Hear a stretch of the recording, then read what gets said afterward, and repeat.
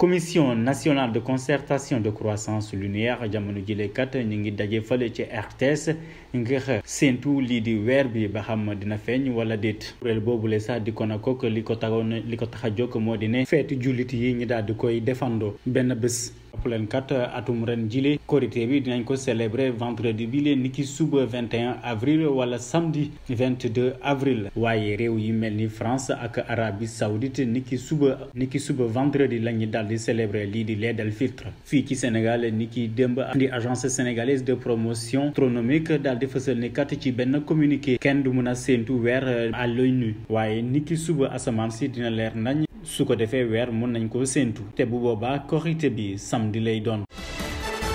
parti bile di réew mi te Idrissa Seck daal di koy jiite daal di am avocat bu bees ci turu James Jameson lay wuyoo ay atom toll 73 ans nekk nationalité américaine moom moomee sax daanaka miin na bu baax a baax Sénégal. te kat ci atum 2005 nekkoon na fii avocat bu Idrissa Seck ci chantier wu Thiès ci jamono yi Abdoulaye Wade Idrissa Seck daal di tëdd kaso ci lu toll juróom-ñaari weer de détention dossier boobule sax dañ ko mujjee classé non-lieu lan moo waral teewaayam fii ci Sénégal ginnaaw fukk ak juróom-ñett at avocat bi lee di xam ne ni kat bokkul ci benn kuréel lobby daanaka teewaayam fii nii ci Sénégal dañ ko daal di jox benn cahier de charge. te ci cahier de charge boobu noonu bokk na ci lii di troisième candidature bu président Macky Sall ak dossier judiciaire yu Ousmane Sonko ak lu ñeel élection présidentielle yu 2024 ngir mu mën a jaar yoon. maître James Johnson di xam ne ni kat lii di présomption d'innocence bu Ousmane Sonko dañ ko war a respecté te élection yi 2024 daf cee war a bokk su fekkee ni dara tëppewu ko.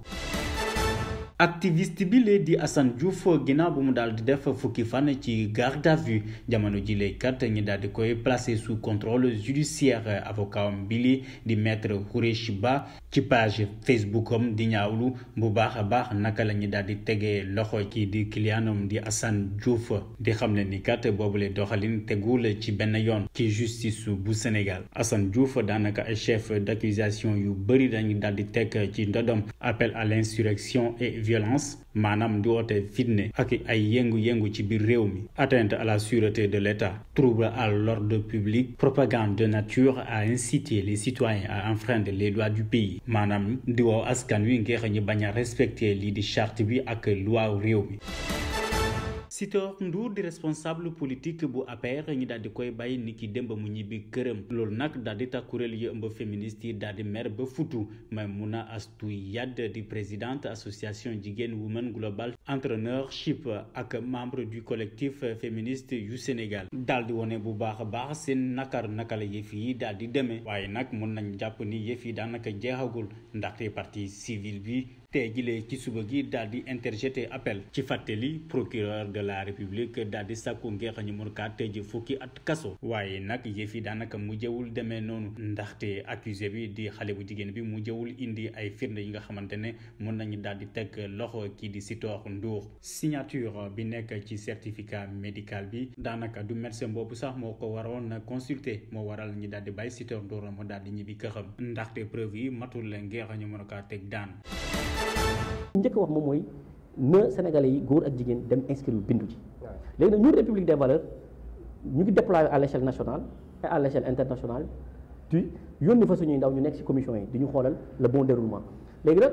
am na benn situation boo xam ne mu ngi xew à Mbao une situation très particulière d'abord ñuy masawu suñu naataango Buyewan di ko masawu di ko jaajëfal et puis ci taxawaayam di woote waat ci dal di woote waat ci sérénité parce que ku dul liggéey ci dara rek da nga xamul tey par exemple stabilité lu muy maye instabilité fu mu am rek loolu peut-être mun na am ay dégénérescence yu am solo. plainte bi ñu waxoon. plainte boobu ñuy wax man à titre personnel comme dama jógee voyage am na loo xam ne bëgguma cee sori. waaw dama ci bëgg parce que loolu comme suñu biir la bëgguma cee nekk di wax mais li nga xam ne tey def nañ ko ci mooy bi affaire yi amee def nañ communiqué officiel ci parti bi ñaawlu yi nga xam ne tey am na parce que tey violence physique ak violence verbale ak violence fépp fu mun a jógee ñun dañ koy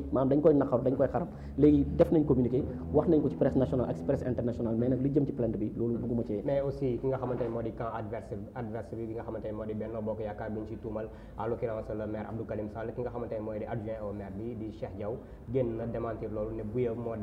ñëw bëgg a def la police ci bi nga xamante ne moo di commission bi il n'est pas apte wala il n'est pas autorité pour def loolu noonu ndaxte président commission bi mu ngi si ñoom tamit joxe nañ seen ay justification que ni moom moo def lu mu war a def. léegi xam nga comme li may wax ci loolu rek xam nga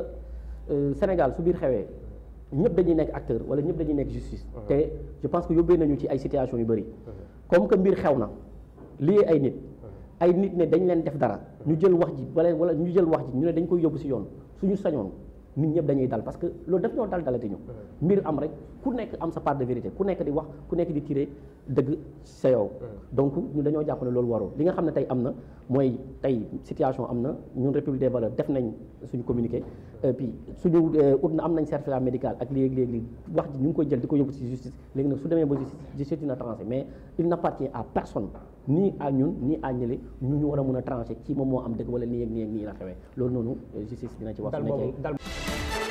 tabax lii di ëllëg Sénégal muy mbëbëtu aéroport international Blaise Diagne bu Diass bu ñu sukkandikoo ci directeur général Abdoulaye Dièye ci horizon 2035 ngir aéroport boobu sax mën a nekk benn modèle ci Afrique sowu jant moo waral ñi daal di lancer ay stratégie yu bëri tollu 24 objectif ak 15 projets yu phare ngir ñu mën a réaliser seen vision naka noonu itam dinañ mettre en place benn centre de maintenance loolu nag dina may doole bu baax a baax lii di Air Sénégal International jamono jilee sax ñu ngi mettre en place benn programme de réhabilitation aéroports régionaux yi fii ci Sénégal te ñu war a koo doxal ci ñaari phase ba tey Abdoulaye Dièye di xam ne ni kat programme yooyu lee sax ba ñu demee ba ñu mettre ko en place dina tax Sénégal daal di am ay espace yu convivial maanaam ay espace yu rafet te loolu sax dina jur état bu Sénégal koom-koom bu bëri ci wàllum commerce ba tey Abdoulaye Dièye di xam ne ni kat loolu lépp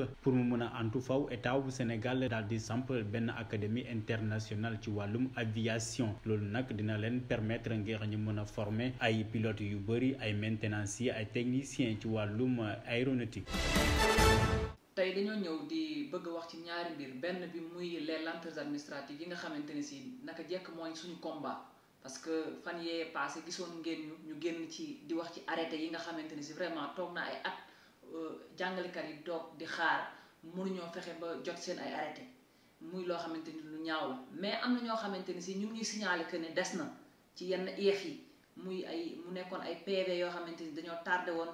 acheminé wuñ leen ak yeneen ñu ci interpellé IEF yooyu noonu ak IA yi pour ñu gën a góorgóorlu ci diligence dossiers yi jàngalekat yi ñu mën a dem à temps mais aussi l'autorité administrative muy au niveau ministériel ñu diligenter les dossiers des enseignants ba nga xamante ni si danañ mën a traiter li nga xamante ni si mooy les arrêtés et les actes à temps ci benn temps bu raisonnable li ci des mooy li nga xamante ni si mooy reversement des MEPS dans le corps des PCM muy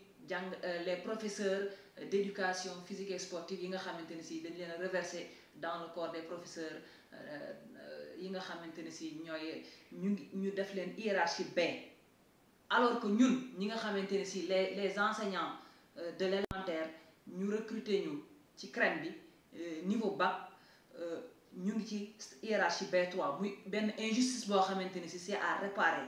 ñu ci interpeller vraiment l'autorité étatique mais aussi les syndicats d'enseignants de l'élémentaire ñu leen ci wax nañu xeex cette injustice là parce que du yoon parce que mënoo concevoir un professeur de PS bi nga xamante ni si recruter nañ ko niveau BFM mu hiérarchiquement parlant mu raw ki nga xamante ni si mooy un enseignant boo xamante moom la ñu recruter niveau bac muy loo xamante ni si wax dëgg yàlla injuste la bu ñu war a réparer maa ngi leen di jaajëfal di leen remercier.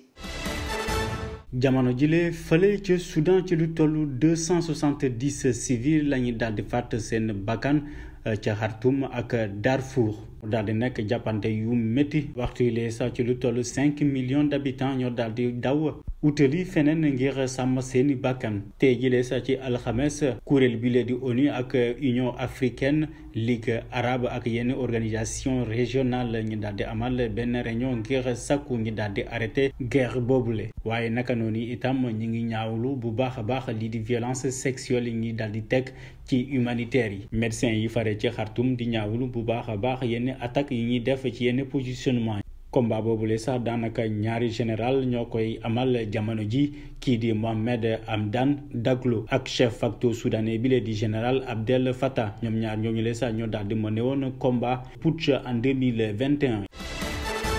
xalif général bu fayda Tijaaniya Cheikh Mouhamadul Mahi Ibrahima Niass bu Kaolack guerre bi nekk fële ci Soudan daal di ci yéeyab bi ndaxte kat jamono jile kat ay téeméeri nit ñoo daal di ñàkk seeni bakkan xalif général bu fayda Tijaaniya di sàkku ñaar kuréel yooyu la ñu daal di tekk ngànnaay te ñu daal di privilégié lii di négociation ngir jàmm mën a dellusiwaat ci réew rawatina ci weeru koor bi nga xamante ne weeru njéggal la waaye tamit di weer jàmm yàlla xalif général bu fayda Tijaaniya di sàkku ñaar protagoniste yooyu la ngir ñu mën a tekk ngànnaay yi su ko defee Soudan daal di mën a am stabilité